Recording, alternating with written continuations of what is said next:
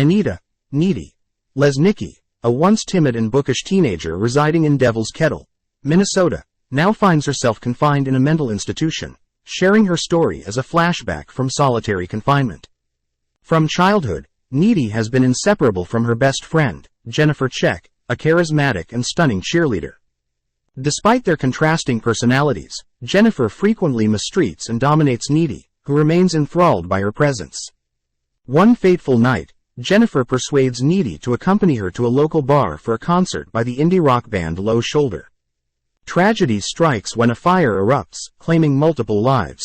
In a state of shock, Jennifer leaves with the band against Needy's advice. Later that night, Jennifer arrives at Needy's house covered in blood, attempting to consume a rotisserie chicken. However, she regurgitates a dark substance and momentarily exhibits a predatory urge towards Needy before abruptly departing. The following day at school, Jennifer appears unscathed, dismissing Needy's concerns and displaying apathy towards the tragic fire incident. She seduces the school's football captain and brutally disembowels him. Meanwhile, Low Shoulder capitalizes on their false reputation as heroes during the fire, gaining popularity. They offer to make a charity appearance at the school's upcoming spring formal. As Needy delves deeper into the sinister changes she observes in Jennifer, she becomes increasingly alarmed. It becomes evident that Jennifer has undergone a supernatural transformation, linked to the traumatic events at the bar. Needy's growing suspicions are validated when she discovers that Low Shoulder made a sinister deal with dark forces on that fateful night, resulting in Jennifer becoming possessed by a malevolent entity. With the school's spring formal approaching, Needy realizes that Jennifer, now consumed by her demonic nature, plans to wreak havoc and claim more victims. Determined to save her town from the evil that has consumed her best friend, Needy must summon her inner strength and confront the dark forces that have taken hold of Jennifer. A month after the disturbing events surrounding Jennifer's possession, her condition deteriorates as she appears sick and lifeless. In a twisted turn of events, she agrees to go on a date with Colin, a fellow student known for his alternative and emo style. However, the encounter takes a gruesome turn when Jennifer brutally murders Colin. Meanwhile, Needy and her boyfriend Chip are in the midst of an intimate moment when Needy's intuition senses something dreadful. Overwhelmed with fear, Needy abruptly leaves, narrowly avoiding a blood-drenched Jennifer. Later, Jennifer pays Needy a visit at her home, and the two share a kiss. Jennifer reveals the shocking truth behind her transformation.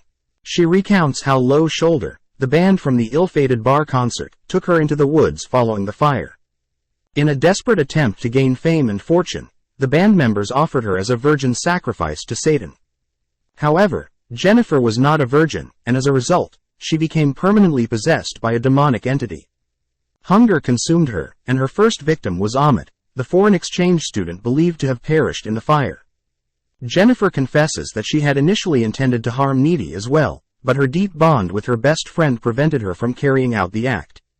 Driven by a determination to stop Jennifer's reign of terror, Needy immerses herself in research at the school library's occult section. There, she discovers that Jennifer is a succubus, a supernatural entity that feeds on human flesh. Needy learns that Jennifer can only be killed while she is weakened and hungry. Armed with this knowledge, Needy realizes the magnitude of the task ahead. Needy musters the courage to confide in Chip about Jennifer's demonic nature. However, Chip finds it difficult to believe the shocking revelation, leading Needy to make a painful decision. In order to protect Chip from Jennifer's wrath, Needy ends their relationship. Tragically, as Chip heads to the school dance, Jennifer intercepts him and spins a web of lies, falsely claiming that Needy had been unfaithful with Colin. Manipulating Chip's emotions, Jennifer lures him to an abandoned pool, where she begins to feed on him. Just in the nick of time, Needy arrives at the scene, determined to save Chip and put an end to Jennifer's rampage. Chip, realizing the truth and fueled by a desperate desire to protect himself and Needy, impales Jennifer through the stomach with a pool skimmer. However, Jennifer manages to escape, leaving Chip mortally wounded. The emotional toll on Needy is immeasurable as she watches the love of her life succumb to his injuries. Fueled by grief and a fierce determination for justice, Needy prepares herself for a final confrontation with the demonic succubus. The stage is set for a battle that will test Needy's strength, courage, and loyalty, as she faces off against her once beloved friend, now a formidable and relentless force of evil. Consumed by anger and heartbreak, Needy reaches her breaking point and decides to confront Jennifer once and for all. Breaking into Jennifer's bedroom, the two engage in a fierce and intense struggle. In the midst of the fight, Jennifer sinks her teeth into Needy's neck, causing immense pain and marking her with the demonic influence. Determined to free herself from Jennifer's grip, Needy forcefully tears off the half of their best friend necklace that Jennifer wears. In a surprising turn of events, Jennifer suddenly ceases her resistance, seemingly surrendering to Needy's strength. Seizing the opportunity, Needy takes a utility knife and plunges it into Jennifer's heart, ultimately ending her life and destroying the demonic entity that had possessed her. At that moment, Jennifer's mother enters the room, witnessing the devastating scene of Needy standing over her daughter's lifeless body. Needy's actions have not gone unnoticed, and she is subsequently taken into custody and brought to an asylum. Within the confines of the mental facility, Needy begins to manifest some of Jennifer's supernatural powers, likely a result of the bite she received during their final confrontation. This unexpected transformation adds a new layer of complexity to Needy's character as she grapples with her newfound abilities. Determined to break free from the confines of the asylum, Needy seizes an opportunity to escape. Hitchhiking her way to freedom, she shares a ride with a stranger, revealing that she is on a journey to follow a band, seemingly seeking a new purpose or path in her life. In a chilling credits scene, the audience is shown a series of home videos and crime scene photos. It becomes apparent that Needy, fueled by her rage and empowered by her supernatural abilities, has sought vengeance upon the members of Low Shoulder.